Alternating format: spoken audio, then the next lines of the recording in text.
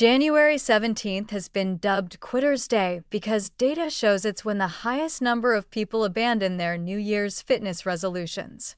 Understanding why this happens and how the Apple Watch can help or hinder getting through this critical period is worth examining carefully.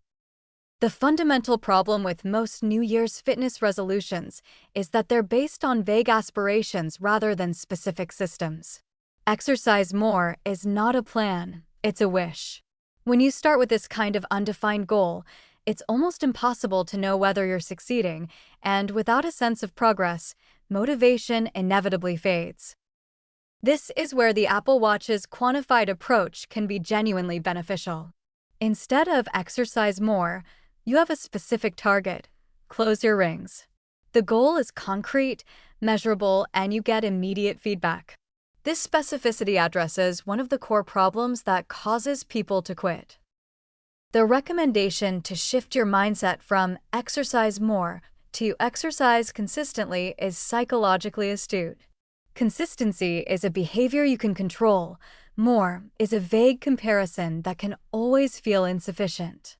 When you focus on showing up regularly, even for short periods, you're building a sustainable habit rather than chasing an ever-moving target. However, let's talk about what the article doesn't mention. The problem of declining motivation in mid-January often stems from setting overly ambitious goals based on New Year's enthusiasm rather than realistic self-assessment. If you set your activity rings to require 60 minutes of exercise when you've been sedentary for months, you're setting yourself up for exactly the kind of burnout that leads to quitting around January 17th. The suggestion to reward yourself weekly is smart, but the type of reward matters enormously. If you're exercising to improve health and fitness, rewarding yourself with food treats or expensive purchases can create weird psychological associations. Better rewards might be things that support your fitness journey: new workout music, comfortable exercise clothes, or time doing an activity you genuinely enjoy. Visual progress tracking on the watch is motivating for many people, but here's an often overlooked issue.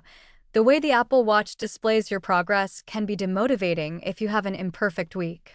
Seeing broken streaks or days where you didn't close all your rings can make some people feel like failures rather than people who are human and occasionally miss targets. The watch doesn't celebrate the 4 days you did succeed in a week where you missed 3. The deeper question is why so many people quit by mid-January in the first place.